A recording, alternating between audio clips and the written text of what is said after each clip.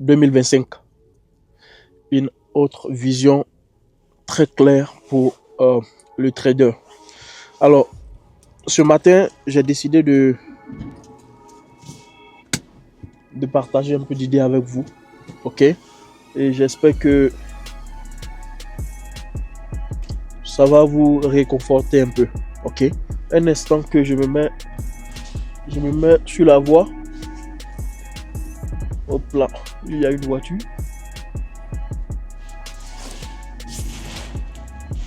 Ok. Vous savez, être un trader, comme je l'ai dit plusieurs fois dans mes vidéos, c'est plus que des épreuves très dures de la vie. Ok? Parce que tout entre en ligne de compte. L'émotion, la vie sociale, vie privée, tout en fait. Mais la chose la plus importante dans tout ça, c'est le fait de savoir gérer, n'est-ce pas, tout cela, mettre tout ça en un et savoir gérer. C'est ça qui fait aussi la différence entre les traders gagnants et les traders perdants. Ok? Alors, en 2025, je pense que si 2024 est passé et que tu as survécu l'année 2024 et que tu es en 2025, il y a une chose très importante que tu dois savoir. Sinon, une chose très importante que tu dois chercher à faire, c'est d'oublier les échecs de 2024. Peut-être que le mot oublier sera trop dur pour toi, mais pas plus que effacer. Parce que ces échecs-là peuvent t'aider, mais peuvent aussi te faire crouler. Ok? Si tu as décidé de commencer avec une nouvelle démarche pour atteindre ton objectif en trading, cela veut dire que il y a des erreurs du passé qui doivent te servir de leçon pour, n'est-ce pas,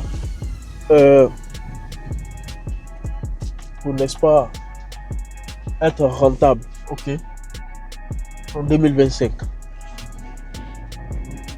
En 2024, la plupart de mes trades que moi j'ai effectués sont plus ou moins des trades de scalping, ok. Pourquoi des trades de scalping? Tout simplement parce que ce sont des trades qui étaient, n'est-ce pas, adaptés à ma manière, n'est-ce pas, de faire. Parce que je suis de ces personnes-là qui préfèrent avoir le gain rapidement,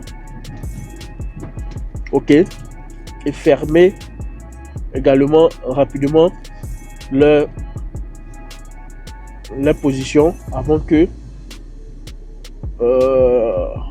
soit la journée ou les heures dans lesquelles nous avons décidé de trader passent.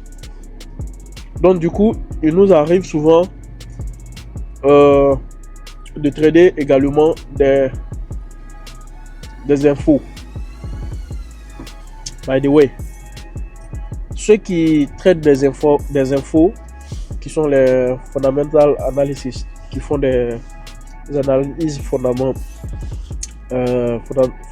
pour faire le trading, ces gens-là, la plupart du temps, sûrement ils ne vous le disent pas, mais pour faire cela, ça nécessite un bon compte. Ok? Ça nécessite un bon compte parce que les informations, si vous n'avez pas, ok, les informations en temps réel, ça sera difficile pour vous de, n'est-ce pas, de vous plonger dans le marché comme ça sans, n'est-ce pas, toutefois chercher à comprendre. Il peut s'avérer que au même moment, c'est-à-dire durant les mêmes heures, il y a deux informations qui sont opposées. Ok? Et ces deux informations, il y a forcément, si ces informations sont rouges, c'est-à-dire doivent impacter le marché, et que ces deux informations sont opposées, il y a forcément une information qui sera plus cotée que l'autre. Bien vrai que ces deux-là sont, n'est-ce pas,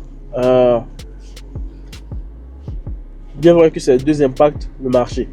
Souvent, il y a ces traders-là qui disent que non, il y a la manipulation sur le marché. Effectivement, c'est ce genre d'informations-là qui fait sinon comprendre aux gens que il y a de la manipulation sur le marché.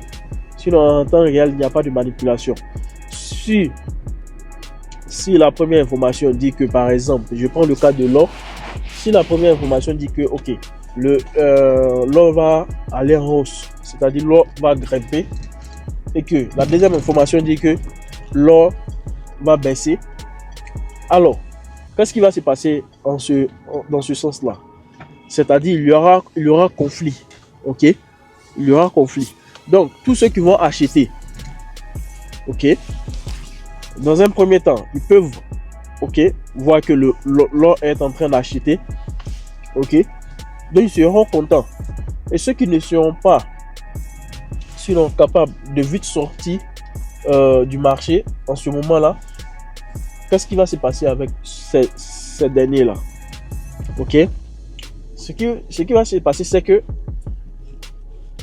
puisque au même moment il y a l'information qui dit ok, au même moment on doit vendre, donc le marché va d'abord aller en hausse et un coup boum, ça descend. Donc du coup, lorsque ça achète, tous ceux qui ont dit ça vend, ok, le marché va toucher, n'est-ce pas, le stop loss, ok, et en infraction de temps, le marché va toucher également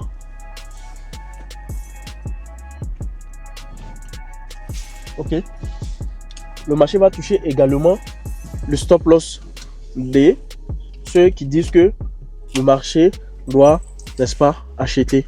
Parce que vous allez voir ce jour-là que la bougie de part et d'autre sera très long, soit pour les vendeurs, soit pour les acheteurs. Donc l'idée de dire que le marché est manipulé, je pense que ça ne doit pas être le souci du trader qui sait ce qu'il fait sur le marché.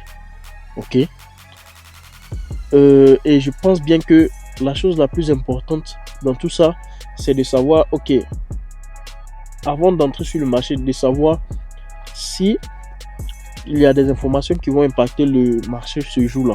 J'ai toujours dit ça.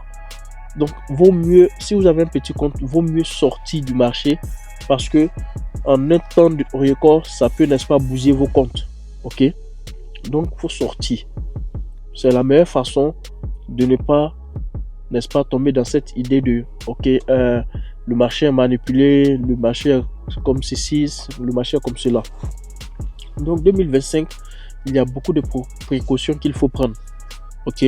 Et il faut surtout avoir des objectifs très, très clairs. Ok? Et si vous n'abandonnez pas, je vous assure que sur 20, 19 peuvent perdre, mais un seul, n'est-ce pas, trade peut changer tout. Ok?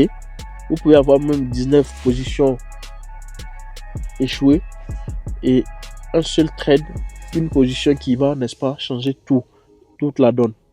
Voilà pourquoi en fin de trading, il ne faut pas, n'est-ce pas, baisser les bras. Et en 2025, j'ai voulu changer un peu la donne. Au lieu de chercher à faire toujours scalping parce qu'il n'y a pas trop de temps dans ces temps-ci, j'ai voulu commencer à faire du swing trading, même si je le faisais avant. Ça va me donner plus de temps, ok. Ça va me donner plus de temps pour me relaxer un peu parce que avec le scalping c'est plus tendu. Donc j'ai décidé parmi mes objectifs de ne pas être trop stressé en 2025 et de chercher à laisser aller les positions pendant des jours, même voire même des semaines. Ok. Donc, cette même résolution-là, même si il ne s'agit pas au niveau de la stratégie, ça peut être même également au niveau de la psychologie et autres. Mais tenez-vous bien, il faudrait que vous fassiez quelque chose pour changer un peu, n'est-ce pas, cette idée de perte. Et je l'ai déjà dit, tous les traders ont des positions perdantes. Ok? Tous les traders ont des positions perdantes. L'objectif, c'est de rester focalisé, n'est-ce pas, sur cette manière de pouvoir plus ou moins chercher à être rentable en fin de compte.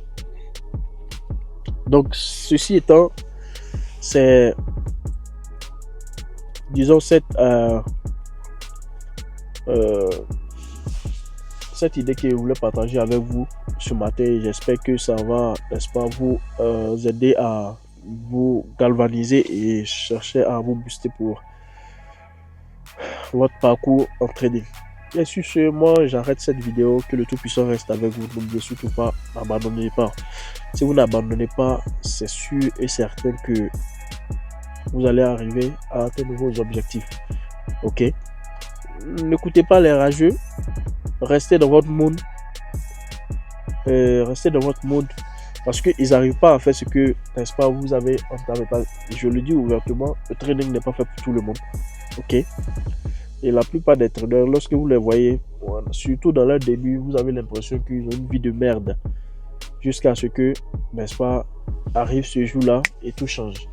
Ok? Et j'espère bien pour vous également que tout va changer, si Dieu le veut. Mais n'abandonnez pas. C'est la meilleure des façons pour, n'est-ce pas, pouvoir atteindre cet objectif-là. Sur ce, que le Tout-Puissant reste avec vous et au bout du tunnel, il y aura forcément la lumière. Ok, donc cherchez à aller jusqu'au fond et voilà pour atteindre vos objectifs. Sur ce, ciao et à la prochaine.